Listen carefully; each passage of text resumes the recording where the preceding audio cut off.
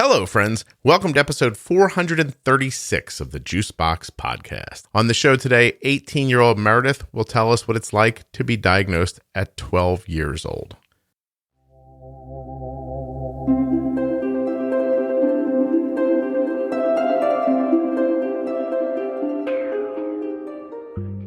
Well, just before I started doing this, I watched a video of Arden unboxing her Omnipod as it came in the mail for the very first time in 2009.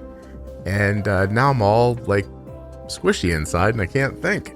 So this is Meredith. She's cool. She's 18. She was diagnosed when she was 12. Please don't forget while you're listening that nothing you hear on the Juicebox Podcast should be considered advice, medical or otherwise. Always consult a physician before making any changes to your healthcare plan. And also, I'd like to suggest not watching videos of your... Jeez, look at me. Don't watch videos of your 5-year-old getting excited about an insulin pump, because it'll make you weird inside. Listen, I'm not a fan of giving away something that's going to happen on the episode, but just trust me, Meredith is going to talk about her endocrinologist, and let's just say young people really are honest, and leave it at that. What else? Check the podcast out on Instagram at Juicebox Podcast, on Facebook at Bold with Insulin, and the private Facebook group, Juicebox Podcast, Type 1 Diabetes.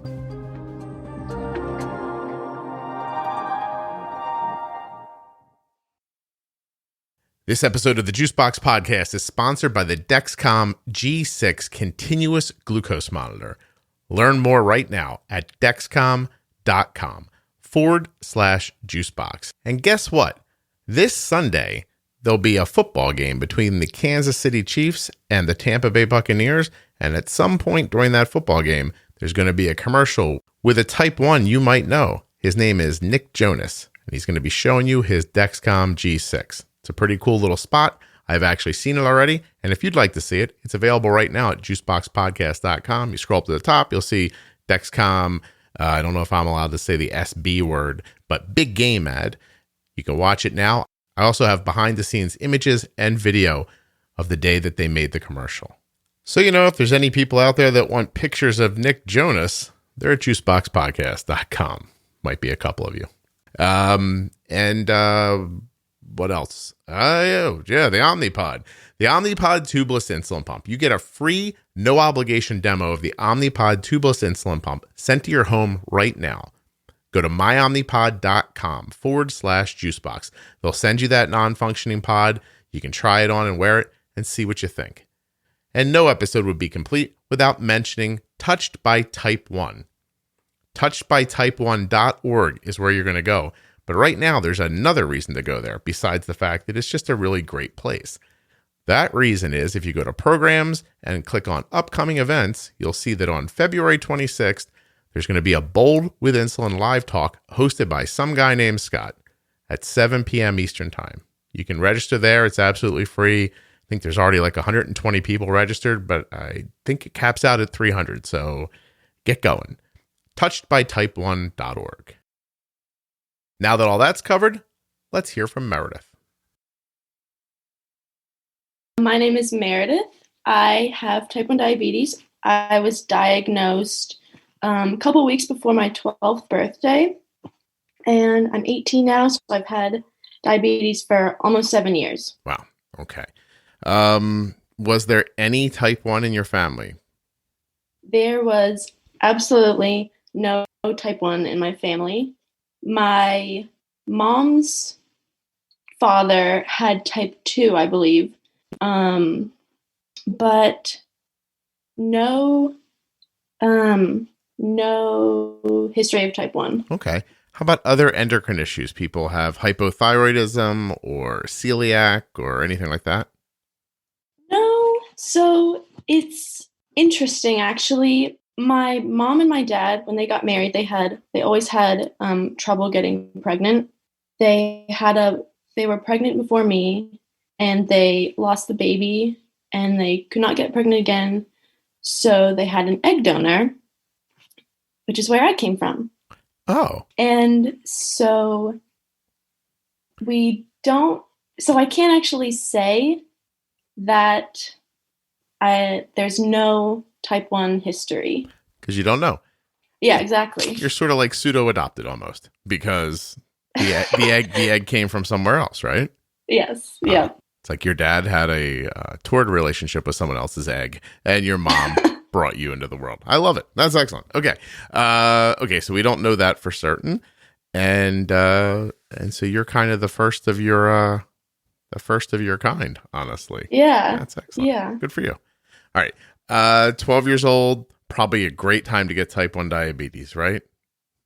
I think, listening to the other people on the show talk about their experiences, I have felt I've come to feel very fortunate for the timing of my diagnosis. How so? Because I was old enough to understand what I had to do. I was able to do self-injections and understand that I had to do this. I didn't necessarily understand why or why this was happening or what it meant. But I knew that I had to do it. Well, that's interesting. How much do you remember about that time? Like, if I asked you a question, do you think you'd have good recollection about it? I don't know. It's kind of fuzzy, because it was a while ago. Well, I'm going to try, and then we'll see what happens. Okay. Okay. So you said something that made me consider that when you're explaining something to a child, there's function and reason, right? And that they can understand the function, but maybe the reason would be difficult to completely grasp. So you're aware, like you understood that your pancreas didn't work, right? Kind of. I think. It's interesting because I'm telling you, I don't think most kids understand exactly what's happening to them. I think they get the part where it's, hey, we went to the doctor, right? Yeah. So something was wrong. And then the doctor said to take these shots when I ate, because if I don't, my blood sugar gets high and I don't feel good. Like, I think that ends up being, maybe what happens. I'll tell you, it'd be interesting to grab a couple of kids and have them tell everybody like what diabetes is. Because some of them might just be like, I mean, I don't really know. Yeah. Yeah. The doctor told my mom cried, and now we do this, It was funny when I was, it wasn't funny, but when I was diagnosed, I had the common symptoms. I was extremely thirsty. I had lost a little bit of weight. And so I told my parents one night at dinner, and I said, hey guys, this has been happening. Seems kind of weird. Probably nothing. But my dad went on his computer, looked it up, and he said, oh, this looks like it could be juvenile diabetes. We should probably get it checked out. And we're like, I guess, okay. Probably nothing, but sure. So that night we went to my pediatrics here, and they checked my sugar and it just said high. So it was like probably over 600 or something, 600, 700. And this was, I think it was a Sunday night, because it was the night before we were supposed to go on my 6th grade camping trip. Our school does a whole 6th grade camping trip for a whole week. And I was so pumped to go on this camping trip with all my friends for a week. And we told the doctor, and my mom asked if I could still go. And the doctor said, no. She said, I'm going to send you home tonight, pack some clothes, and then first thing in the morning, go to the hospital. And I remember at that point, I started crying. Because of the camping? I don't know. Probably the camping. I think it was probably mostly because of the camping. But I remember realizing that I knew that it was something that I was always going to have. I just didn't really know what it was. Well, it sounds too like that idea of like, look, you're going to go home and gather some clothing up and then go back to the hospital sounds pretty serious, you know? Yeah. Obviously because it is, but Yeah. I'm just trying to imagine being 12 and thinking I'm going camping with friends and then, you know, in my school and then learning that this is what's going to happen instead. Yeah, that sucks. Did you ever get to go camping? Not with my 6th grade class, and still. They went without you? They did go without me. Well, it was the whole school. I mean, the whole 6th grade class. They could have waited a couple of days, don't you think? Where in the country are you? Just loosely. So I'm near Washington, D.C. Okay. Yeah. All right, gotcha. Yeah. No, they could have waited. They could just went home and waited for Meredith to come back from the hospital. Although you probably would you have been in any shape to go away afterwards? Or so I guess my question really is that how specifically did you understand diabetes then versus how you understand it now? Oh gosh, completely different. You said gosh. That's very nice, Meredith, that you said oh gosh. It was lovely. Yeah. No, seriously. Like you just made me smile. I was like, look it. By the way, you're like to me, you're like 5 years old. You understand that, right? Like I'm in this weird space right now. I'm like, don't say anything stupid. Don't be like inappropriate. Meredith is like basically a child. And then you said gosh, and now I feel all like, I don't know. It just made me feel good. I was like, look, there's some joy in the world, and it's coming through Meredith. So what was your understanding of type 1 like in the beginning, and how did you manage it? Well, I guess I just knew that I had to check blood sugars, give insulin, because my body didn't make any myself. Keep talking. I'm oh my God. Choking to death. Hold on. Oh my God. Is everything okay? I mean, hold on a second, but probably. Oh my God. Now I'm laughing and choking. Give me a second. Oh, wow. Literally never happened before. Give me just one more minute. Oh my God. Okay. Wow. My eyes are tearing. Hold on a second. I took a drink, and I don't know how to describe to you that my tongue did not do any of the things it was supposed to do. So the liquid just like crashed into the back of my throat. Oh. For a second, I thought I'm going to be okay. And then I wasn't. Oh my wow. God. My eyes teared up.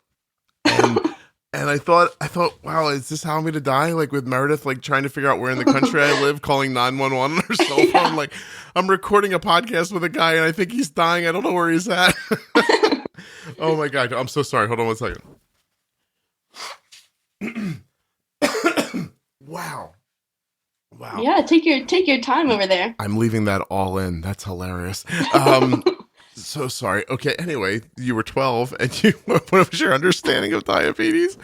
Oh my God. I'm going to move that drink a little farther away from me so I don't touch it again. Yeah. Wow. Has that ever happened to you? Certainly goes down the wrong pipe every now and then. Is that? Yeah, I don't think that's a technical term, but I'm going to say that that's what just happened to me too. I think that might be iced tea in my lungs right now. Oh gosh. Wouldn't it be funny if I drown? Oh. I mean, funny in like, you know, like not iced tea? Yeah, not personally. Like, you know, like my family would be sad and everything, and I'm probably theoretically. Yeah, you know what? Good point. You think maybe they'd just be like, wow, there's so much more free space in this house now that guy and his stuff is gone, you know? Oh. Okay. I think I'm okay. So you're 12 years old. They give you needles, a pump. What'd you get?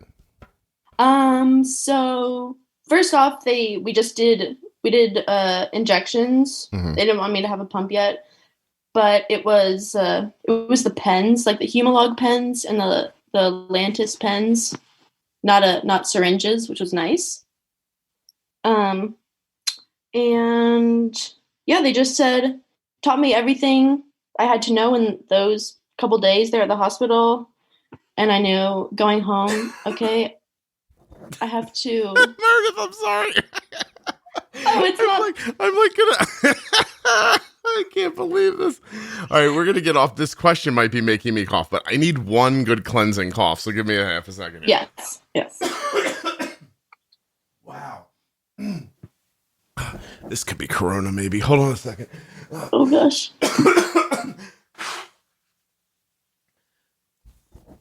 I think a little iced tea just came out of my ear. Is that possible? Is everything connected like that? It's not. I guess it is, right? Ears, eyes, nose, throat. Why else would they do that? All right. Hold on a second. I'm literally going to stop the recording for a second. Yes, ready. I turned the recording back on. Meredith is now like, I'm never getting old if this is what happens, because the guy can't seem to drink anything. It's really weird. It really is the first time. I swear to you, I don't know exactly. This might be like my 400th recording. Nothing like that's ever happened before. And every time I sort of take a deep breath, I'm like, oh my God, am I going to cough again? I really do think I'm drowning. I probably need CPR. I wish there was like a lifeguard here. Are you just in case? Have you ever been a lifeguard? I have not. I have not been a lifeguard. Oh, I was thinking maybe you could talk me through my own CPR if it came to that at any point. I do know CPR. Seriously? Mm-hmm.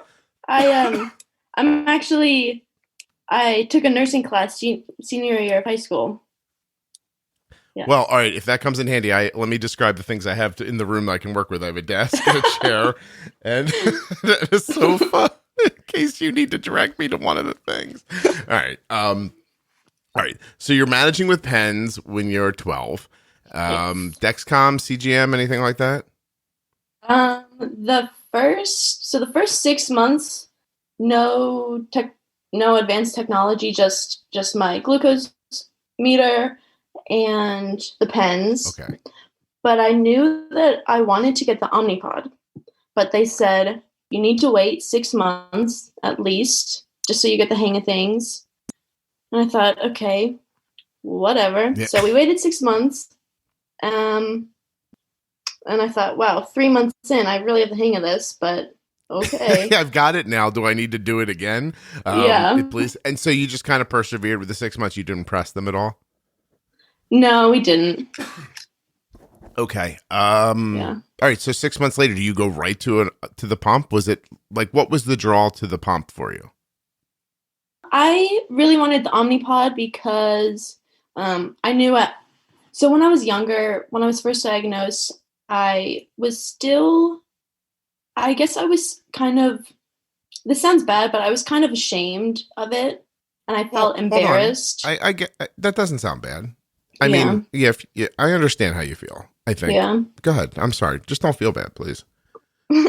Well, don't anymore. Don't worry. Did you actually feel bad, or do you just think it sounds bad? Like at the time, were you like, I'm ashamed, I shouldn't feel ashamed? Yes. Okay. Yes. Yeah. I wanted to keep my diabetes as hidden as I could from people. And so with the Omnipod, I could just, like, as you know, I could just wear it under my clothing and be done with it. But I think at that point I also got the Libre glucose monitor. 5 years ago?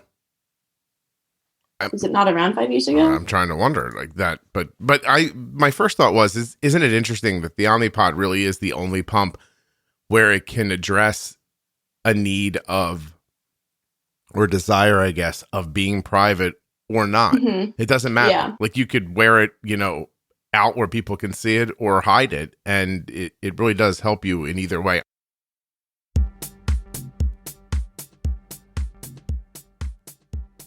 Well, listen, if the Omnipod is going to get brought up like that, right as the ads are supposed to go in, where else am I supposed to put the ad for the Omnipod? This place makes sense. So if you want to get a free, no-obligation demo of the Omnipod tubeless insulin pump, all you need to do is go to myomnipod.com/juicebox. There you'll fill in a tiny bit of information about yourself, and the next thing you know, right there in your mailbox will be an Omnipod demo. It's non-functioning, so you don't have to worry about any of that stuff, but you can just wear it and see what you think.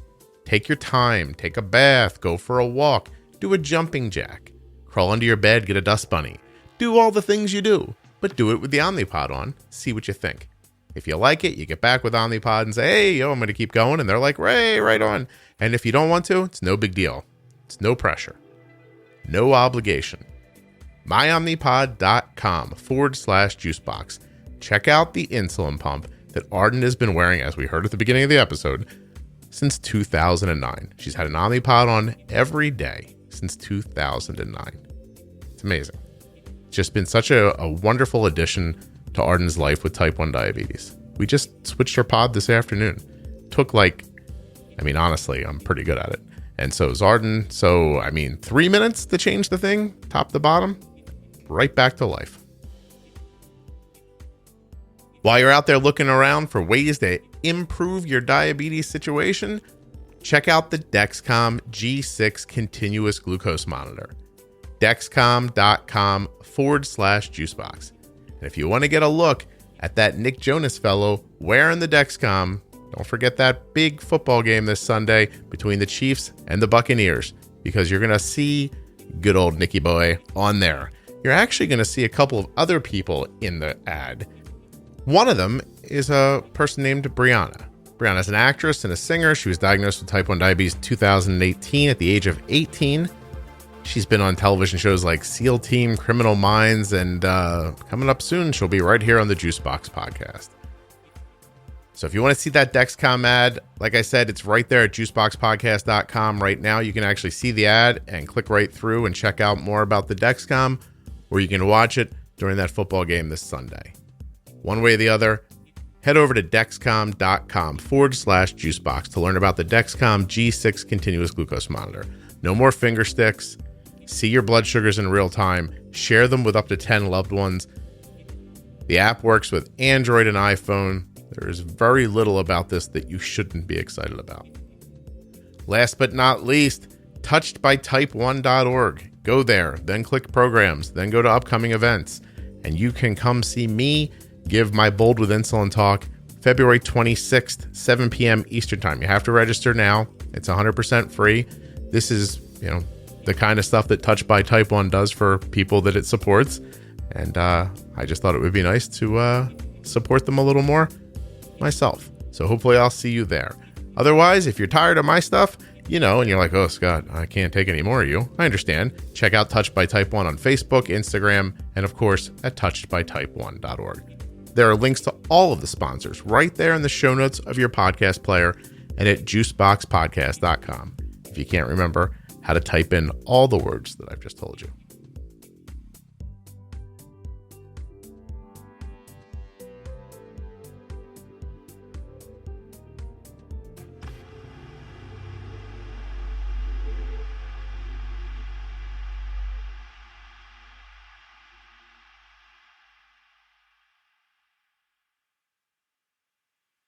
I'm going to find out when the Libre came out while you're talking, but okay. Go ahead. Maybe I remember, I don't know exactly when I got the Libre, but I got the Libre and was using it with the Omnipod for a while. Okay. Most of the time it's not important. Okay. Yeah. And I love the Omnipod. It was awesome. And I had that so then I had the Omnipod for the next 6 years. And last winter, I thought I just kind of wanted to switch things up. Okay. I wanted a new pump, and I just finished my senior year of high school. I'm going off to college this fall, and I knew that I wanted a new pump, and I wanted time to learn how to use it and get completely adjusted to it before I go to school. Right. And so about 7 months ago, I got the T-Slim. Now, you changed for a reason, or would you call this just sort of I don't want to be reductive about your age, but is it just sort of a youthful, like, let's try something different now? Or was it like, I have a real reason I want to change? I think I was just I was at a point with my diabetes where I was just getting tired of doing the daily things with it. And I guess I thought a new pump would kind of just refresh the situation. Yeah. Right. Yeah, exactly. Did it work? Are you refreshed? I am very refreshed. I love it. Cool. I really like it. Good for you. That's excellent. Yeah. So since I got the T-Slim, I've also been using the Dexcom G6. Nice. Are you using Control IQ? Yeah. Nice. So that's the full algorithm, right? Like it's shutting off basal if you're getting low and things like that. Yeah. How's it going for you? It's going pretty well. I think it's really cool. Where's it keeping your A1C? So before, I've been listening to the podcast for maybe 9 months. Okay. Maybe 6 months, maybe 9. But before the podcast, my blood sugar or my A1Cs were consistently in the 8s. Consistently low, mid 8s. Okay. 8.5 or something. And since I've been listening to the podcast, my A1C's been between 5.9 and 6.0. Wow. Congratulations. Yeah. That's amazing. Can I take credit for that? You sure can. Hey, I did it. It's me, the guy who can't drink iced tea, figured out how to make Meredith more healthy through the internet. Excellent. Good for me. There's something I'm good at again. Because really, this has been a low first 20 minutes for me, not being able to breathe and drink at the same time. Well, no, I'm really glad. Can you tell me what about the podcast helped you? So it was a funny story. My endocrinologist actually recommended the podcast to me. As it should be. Go ahead. And I don't love her. Go ahead. Why? Don't love her. Why? I just feel like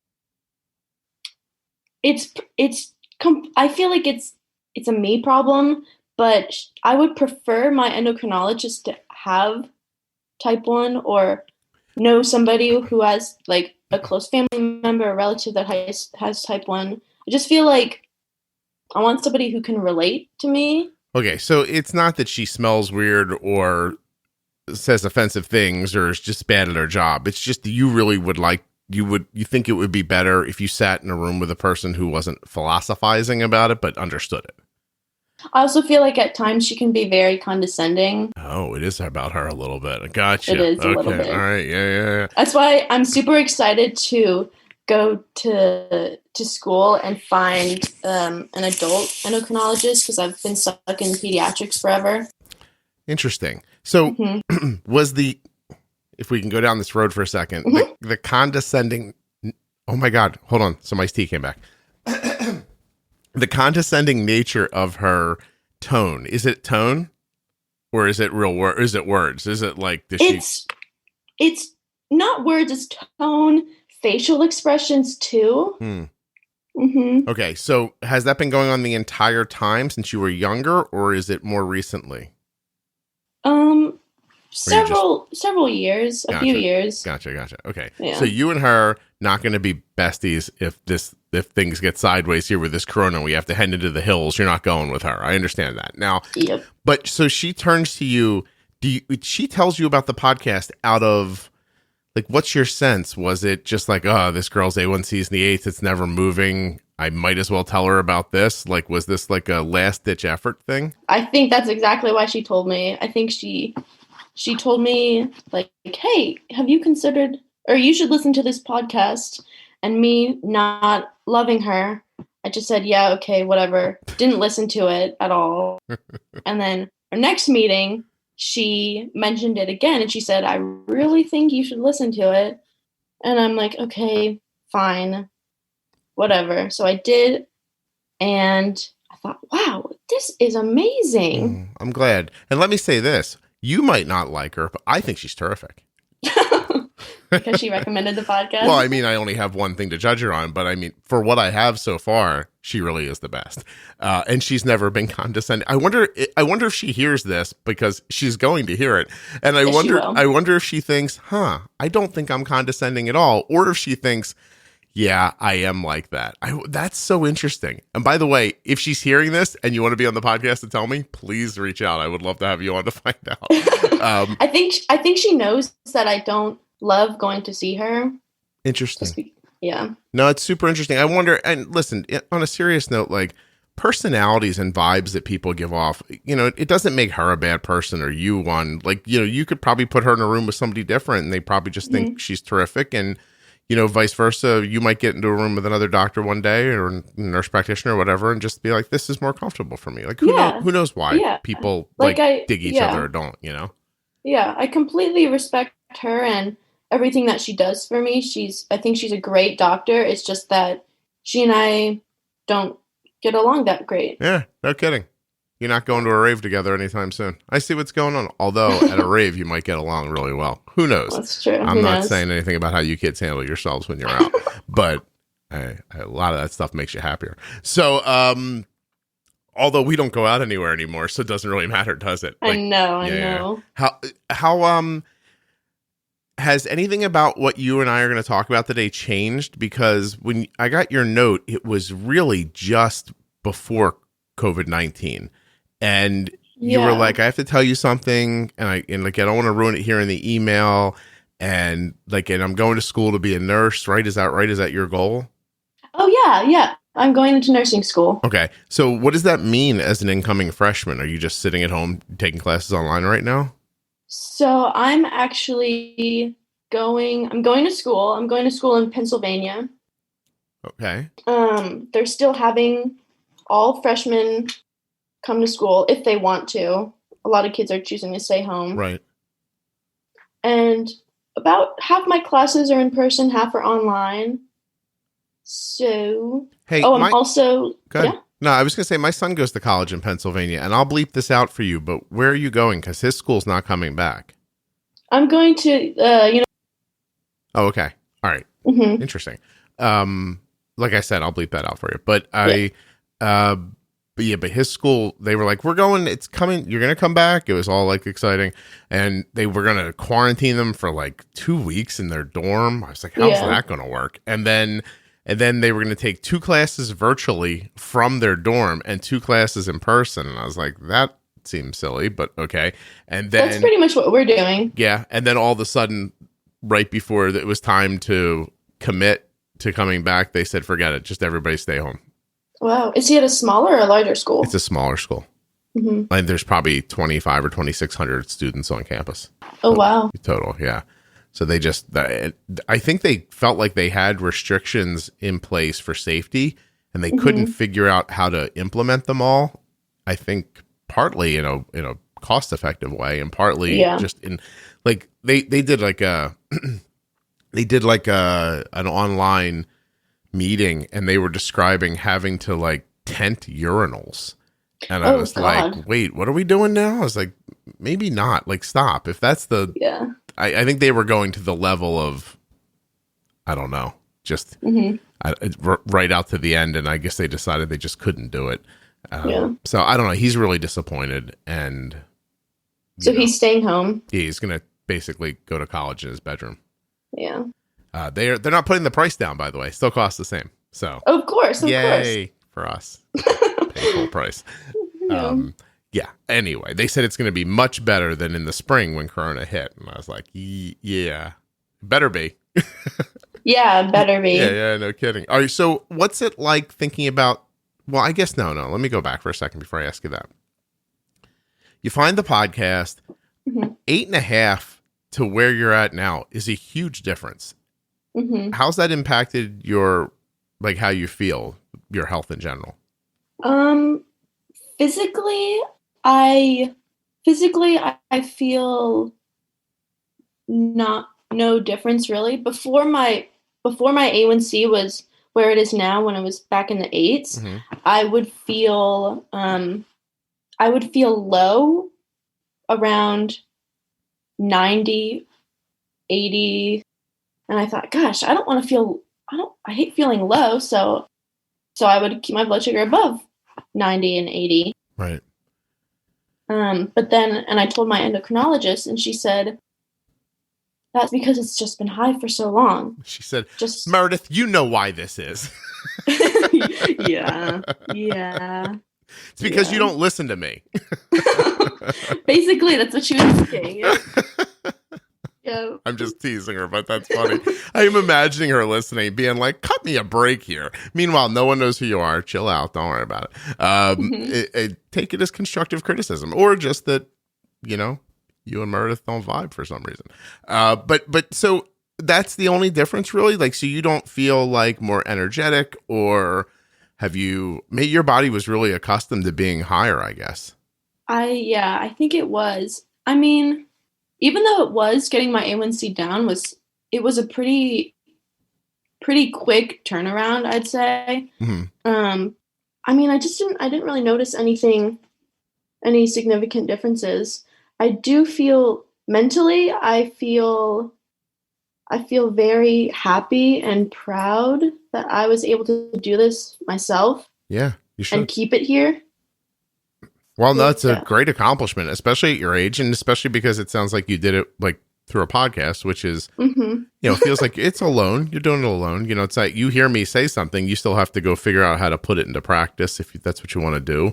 Although it's not like it's advice or anything like that. It's just me talking about how we do things here, but you understand. Clarity. I hear pride, like mentally, like you feel prideful. Do you have any more, like, is it easier to do homework, or like, I don't know, like I'm kind of mesmerized that you don't feel any differently. Yeah. I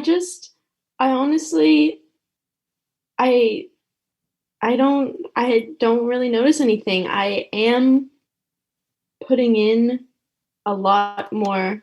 I'm still putting in a lot of effort. And it takes time out of my day, but completely worth it. 100%. How long until you didn't feel low at 80 and 90 after you started making the changes? I'd say maybe a week or so, week and a half. How bad was it? Like now correlated to now, like that feeling comes at what number now? Now that feeling comes maybe once I go below 70, I'll start to feel a little low. And that's like shakiness. Right. Yeah. And you would have felt like that prior at like 90. Right. That's interesting. Okay. So what are the changes you made? I mean, is this just pre-bolusing, and what is this? Yeah. Well, so it's funny. When I was at the endocrinologist for years, I had no idea about the concept of pre-bolusing. I just didn't know that was a thing until a diabetes educator at the practice that I go to, who I love. She's awesome. She told me, just a dig at the doctor, but go ahead. She said, she suggested pre-bolusing and said, hey, you should try doing this. She suggested 15 minutes, and this was a couple years ago. Okay. And I thought, okay, I'll try doing 15, 20 minutes before I eat. So I do that, and it was better, but still not fantastic looking back. And then listening to people on the podcast, some people would say a half hour up to 40 minutes pre-bolusing. And so now I always try and pre-bolus 30, 35 minutes. And that's the perfect timing for me. I just had to practice and try. It really can be different for different people. Yeah. It's just, and to be clearer too about different for different people, it's also different for different situations. Like if you're a person who runs like a heavier basal rate, just as the idea of like, look, I'm eating all day long, so I keep my basal heavier. And, if you're that person running a heavy basal rate and then suddenly don't eat as much one day, you'll see that you're low and you can't stop it, right? Like it just, you keep getting low. So if you're a heavier basal rate person, it's possible that your pre-boluses won't need as much time. If you're a person who's running real strictly in the 80s and 90s, it's possible that you might think, oh, well, that must mean I would need less pre-bolus time. It might not necessarily be true. Like you might have just figured out a way with a very minimal amount of basal insulin to keep your blood sugar nice and stable. And maybe maybe you don't eat as carb heavy of meals. So, there's so many different perspectives and realities in there and things that could possibly happen that you do just have to figure it out for yourself. And it's really cool that you did that. What are your parents still together and all that? Yeah. Yeah. So what do they think of all this? And are you being kidnapped right now? I mean, I can't bitch about making noise as I've coughed into the microphone for half an hour, but are you okay? Yes. My mom's upstairs. She's working from home now. Right.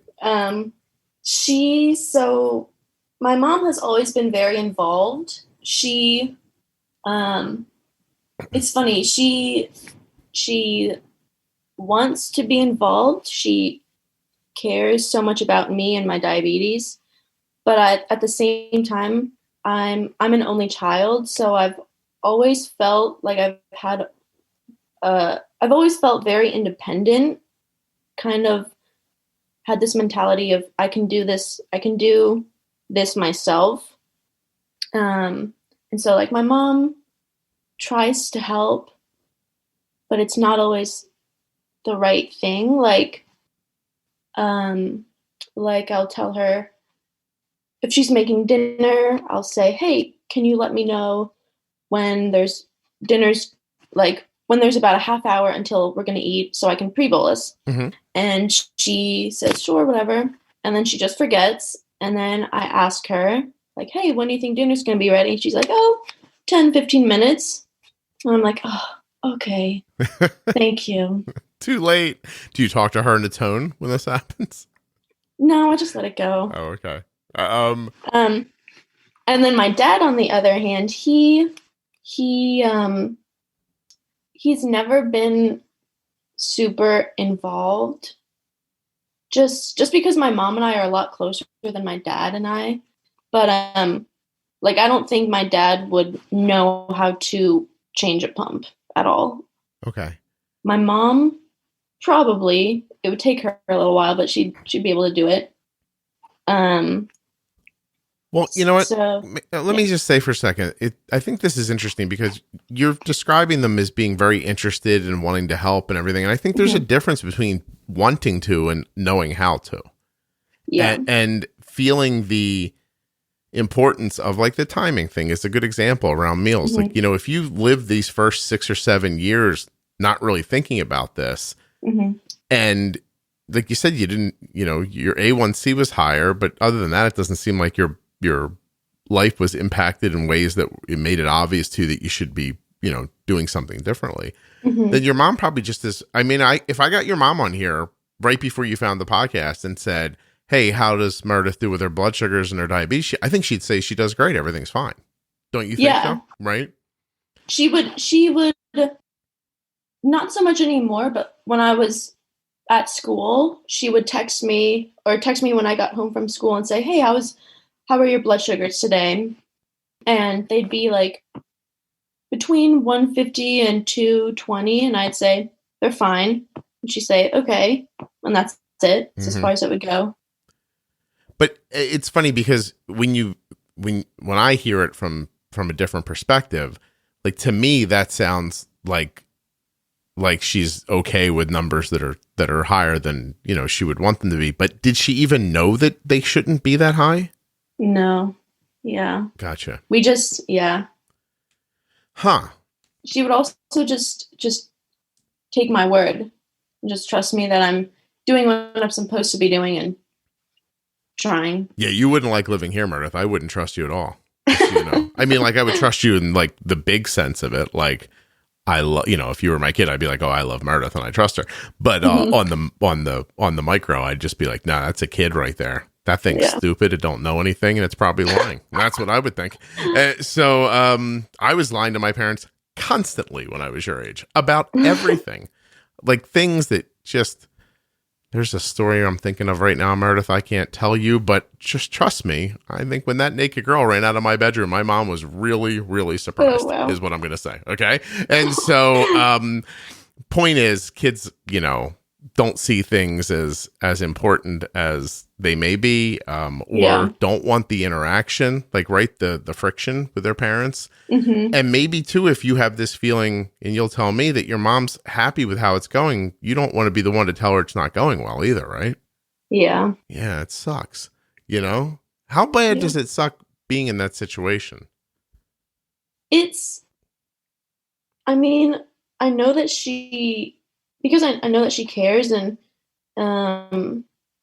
she manages all of my medication and supplies, and I'll tell her like, hey, I'm running low on the cartridge, or we need to get more vials of insulin, and she'll order them for me, and which I really, really appreciate. Yeah. But at the same time, I'm looking forward to leaving home and going to school just so I can do it all myself. Good for you. That's excellent. Well, I think too, it's a good example if I diagnose your mom's situation a little bit too, of like, she's managing and controlling the things that she can control. Yeah. And that makes her feel good. And it should, she's involved and she's helping. I'm sure there are plenty of kids whose parents are just like, I don't know, get the stuff, ask the doctor, leave me out of this. You be surprised as you get older, Meredith, and you meet more and more people. There are many, many different levels of parental interest that adults take on. Some people really just are like, oh, hey, look, you're alive and I fed you, so leave me alone, all the way up to people who are just up your butt constantly, and that's not good either. There's a middle in there somewhere. It sounds like your mom does a really good job with the things that she understands, and there was stuff that she didn't understand that you didn't understand either, that I saved you with the podcast. I see. So, exactly. Right. I'm getting, and by the way, I love having younger people on because you're so freaking honest while you're talking about this. I can sometimes hear adults think, like, you can hear it in their voice. They're like, oh, I don't want to say that about my husband. And I'm like, oh, I wish they would. But I'm not trying to get anybody divorced or anything. But you're just, this is great. Your generation is terrific. You're aware that what you said about your doctor is not great, and you don't care, right? Yeah. I'm okay if she listens to it. I know. I love that about you guys. This is the best generation ever. You guys are going to be probably either the ruination of the world or the saving of it. I'm going to try to stay alive long enough to find out. One way or the other, I think it's really cool how you're thinking about this. So, little light flicker here. You're in the path of the storm as well, aren't you? Oh, yes. Yeah. It has been pouring here. Yeah, I can't believe my light. If I go away, the power went out, just so you know. I just saved the recording. I was like, let me double check that this is saved. Yeah, I don't know. That's really cool. I think that attitude's going to help you with this. Now, keep in mind, too, that attitude that I just sort of described about, younger people in this time, you could make a different decision and ignore your diabetes, and that attitude would hurt you. But it's helping you because you've decided to do something better. I'm interested in what moved you in that direction, where you like if you didn't feel poorly, why did you want to do better? So, I think so. Okay, I have been I've been dating this boy for about a year and a half. Mm-hmm. And he has, the past 6 months, he has become incredibly involved with my diabetes. And I was talking with my dad last night, and I said that I think he knows how to manage it better than my mom does now at this point. And how did he learn that, from you, or did he listen to the podcast? No, he knows that I listen to the podcast. After I listen to an episode, I'll describe it very vividly to him. Right. Poor thing. Hey, I think this is a good podcast, by the way. But I get your point. Like you're recounting. Really, when you stop and think about it, you're an 18-year-old talking to her boyfriend about what a 49-year-old guy is saying about type 1 diabetes on a podcast. He's probably like, oh my God, this is boring. What are we doing? But it sounds like, no, it sounds like he's interested, huh? He is interested in. Oh, he likes you, Meredith. Yeah, we're going to different schools, but everything's great. And I think at some point I realized that when I'm older, if I want to have a family and travel and do things and be healthy, with him. I need to get on top of this. I need to get on top of my diabetes now. So this boy made you realize that there's a future, and inside of that future, you may really want to be actively involved in making it better for everybody, not just yourself. Like whatever your unit feels like, if it ends up being him and you, or another guy and you, or you and kids or whatever, like you just want to do your best, right? Yeah. Wow. Jeez. He must be really cute. He's the best. Yeah, that's excellent. Where'd you meet him? Like, not exactly. We met at school. Gotcha. Yeah. How far away is he going to be when he's in college versus you? So our schools are going to be about 8.5 hours apart. That's pretty far. It's pretty far. Yeah. Is that by plane or car? That is by car. Oh, do you already have some wacky idea of how you're going to meet up on like weekends or something like that? No. I mean, this semester, I don't think we'll even be able to leave campus. Yeah, I don't think so either. Yeah. Well, the video thing. Let's walk down a strange road for a second, because you are in a different generation. Like, you're comfortable seeing people through a screen, right? Yeah. Like, that seems like a relationship. Like, you understand to like somebody my age, that doesn't feel like a relationship, right? Yeah. Right. So you feel like you can keep it alive that way until you see each other in person. Oh, I have absolutely no doubt that everything's going to be fine. Cool. That's really lovely. Good for you. Yeah. There's other questions I have. I'm thinking around them right now. Give me a second. Let's go to this for a second. So are you going to be a nursing student? Yeah, I'm going directly into the School of Nursing. When did you make that decision? So another story. When I was 13 through 14, I had an eating disorder. Okay. And I was diagnosed. I had lost a lot of weight. And so ultimately I went into a hospital to gain the weight back and just kind of go through rehab and get myself back on the right track. So I was in this hospital for 7 weeks. And there were about 9 other patients there with me. We were on the eating disorder floor, and obviously surrounded by the same 6 nurses were there throughout every day. Okay. And they were like the few other people who were there, and the other nurses were the only people that I talked to for those 7 weeks. Mm-hmm. And towards the end of it, and once I got out, I realized, wow, I could not have done this. I could not have recovered without the nurses. I really don't think I could have. Gotcha. And so that's when I thought, I would really, really love to just give back all of the good that I have received from them. Nice. So you're going to try to do it for other people, what they did for you. Exactly. Hey, yeah. 2 things. One is silly, but say okay to my Instagram request before I fill up. I have 2 slots open. I'm allowed. So all the ones I've requested, whoever the first 2 that request, I'm going to hit my limit again. Then I have to wait for more people to get kicked off of Instagram to follow more people. Okay. By the way, a lot of people get kicked off of Instagram. I don't understand why exactly. That's weird.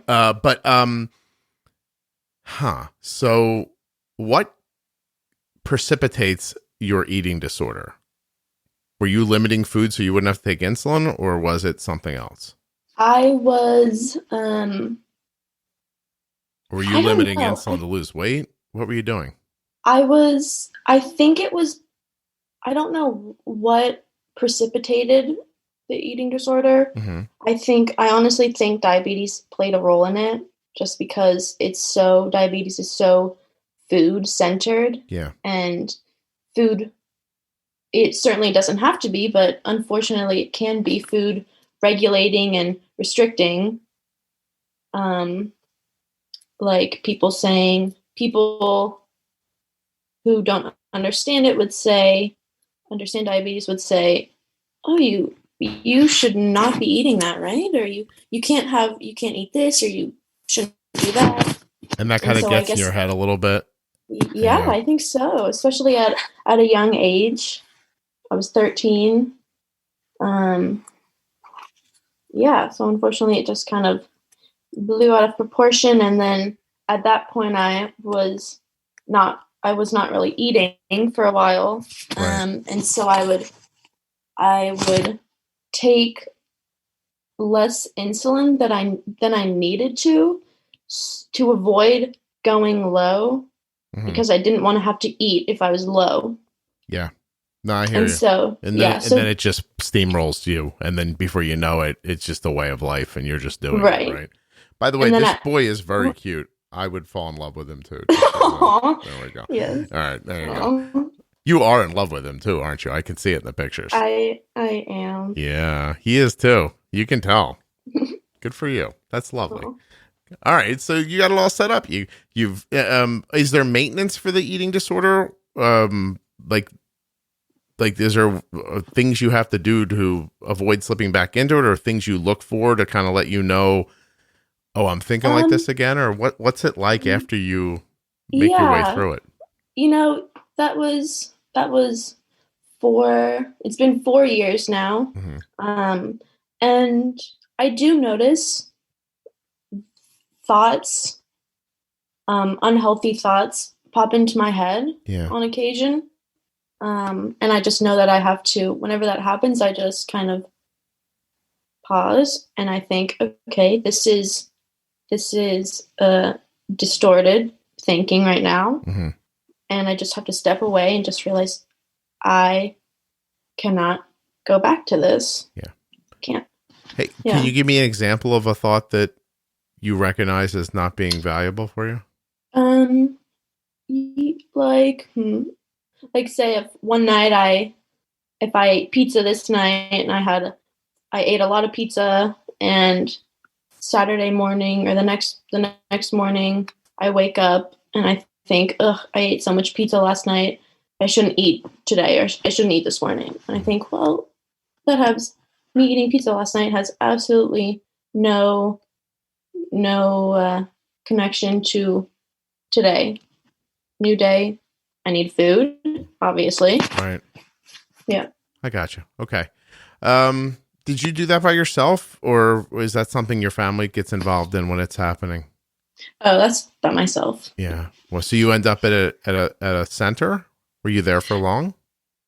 Yeah. So I was in the hospital. I was in the hospital when I was 13, 14 I was in there for 7 weeks. It was some people were there 24 hours a day, but I slept at home. So my parents would drive me there on their way to work. I'd get there at 7 a.m, stay there, and then leave at 8 p.m. So I'd eat all my meals there with everybody. A lot of counseling and group work and stuff like that. Yeah. And we did group therapies and counseling there as well. Gotcha. Well, congratulations. That sounds like a pretty big hill to climb at a young age. So yeah, good for you. You're doing all right, aren't you? Things are going okay. You think you're gonna be all right with all the sciences and everything? Oh yes. You're good with that stuff? Yeah. I am slightly. The only thing this semester is I have to take chemistry. I have a lab and lecture. I have a 4-hour chemistry lab Monday mornings, which seems terrible. No. Yeah. I'm not too psyched about that. I gotcha. It'll be okay. Good for you. All right. I think you could do it. I mean, I think you could obviously do it. It's just, it's will, you know what I mean? It's the desire, and it sounds like you have all that. What do I want to know else? So wait, did you tell me the thing that in the email you said you weren't going to tell me in the email, or have we not gotten to that yet?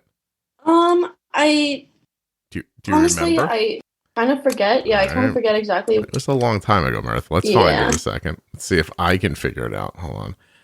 Oh, But I feel pretty good about everything we talked about. good. Give me 1 second. I have a new advertiser coming on and they just sent the contract over. That was nice. Fun. It's a little good news in the morning. Hold on a second. The adult stuff about the podcast is my least favorite stuff about having the podcast. It's like, just, I don't know. All right, hold on a second. You said, I'm an 18-year-old student entering nursing school next year and type 1 diabetic. I've been listening to your podcast for a while now. After initially resisting it when my endocrinologist recommended it, I'd love to speak with you, blah, blah, blah, about how my closest friends and my family are helping. I'm trying to keep this concise. I don't want to spill the beans via email. So we got to everything. It's not like you're not going to hang up like in a few minutes and be like, oh my God, I can't believe I didn't tell him that I was abducted by aliens and they're the ones that helped me with the diabetes. Like nothing like that, right? Nothing like that. Excellent. No, Good. So we're doing okay then. Excellent. Very nice. I want to know about, you said you were hiding in the past, you were trying to stay really private about your diabetes. And was that from close friends too? When I was first diagnosed, I told a few of my closest friends. But that was it. And then when I got back to school in 6th grade, it was weird because nobody had seen me for a week or two. And so they were kind of everybody was wondering what had happened, but I wasn't comfortable at that point saying that I was diagnosed with type 1 diabetes just because I was afraid of what people would think. Yeah. How about the eating disorder thing? Was that something, that's a long time. You can't hide that from people, right? The idea that you're gone that long.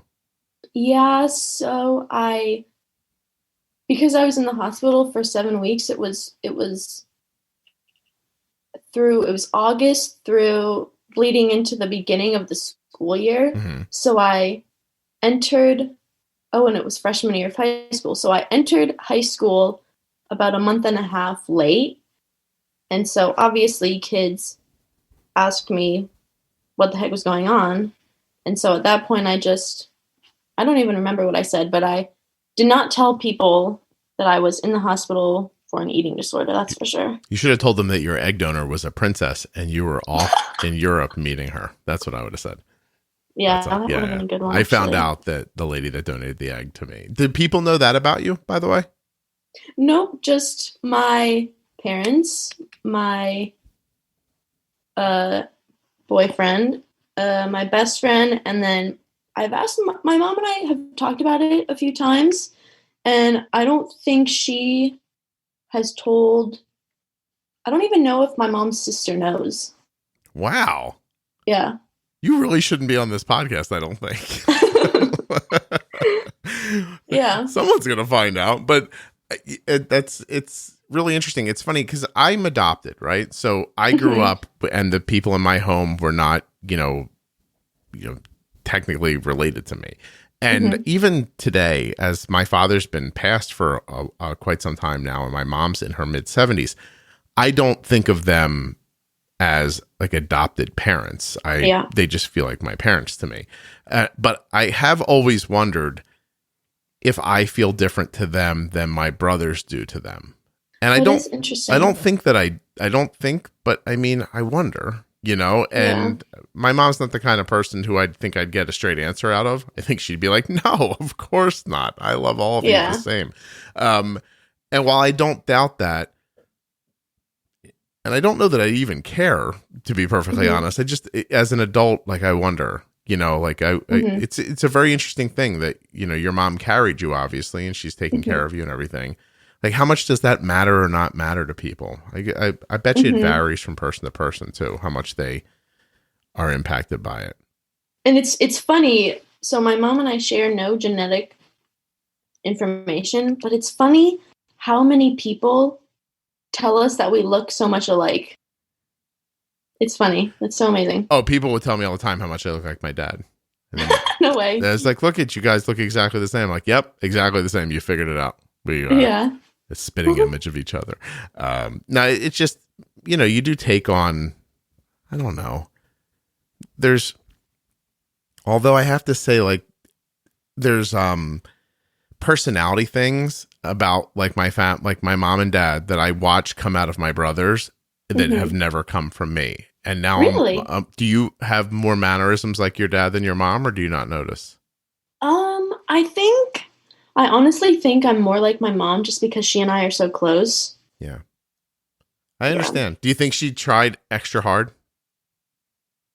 No. No, my dad's mom did. My grandmother.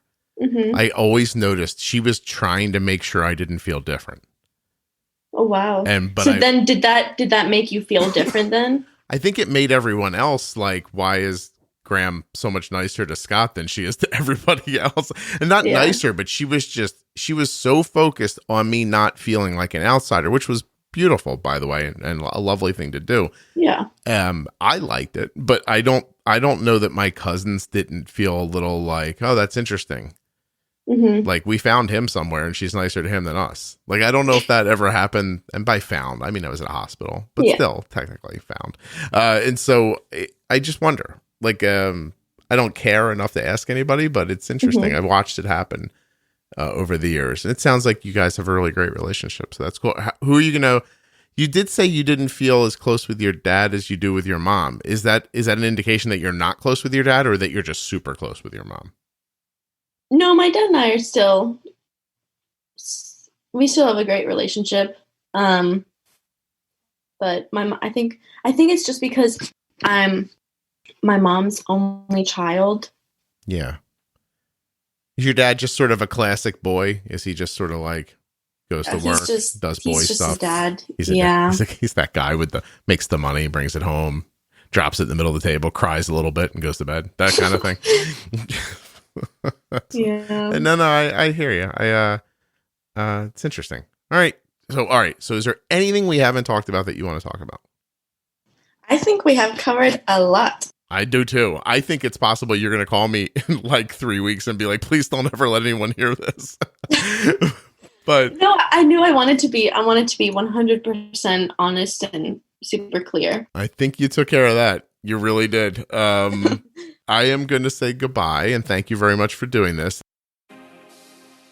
I don't usually find myself doing this, but first I'd like to thank Meredith, endocrinologist, wherever she is, for suggesting the Juicebox podcast. And I hope that this was valuable for you. I really didn't know this was going to go this way. I'd like to thank also the Omnipod tubeless insulin pump. Get your free no obligation demo of the Omnipod at myomnipod.com/juicebox. The Dexcom G6 continuous glucose monitor. You should learn more. And you can at dexcom.com/juicebox. Don't forget that commercial coming up on the big game. And of course, I'll be supporting touchedbytype1.org on February 26th, but you can support them every day at touchedbytype1.org.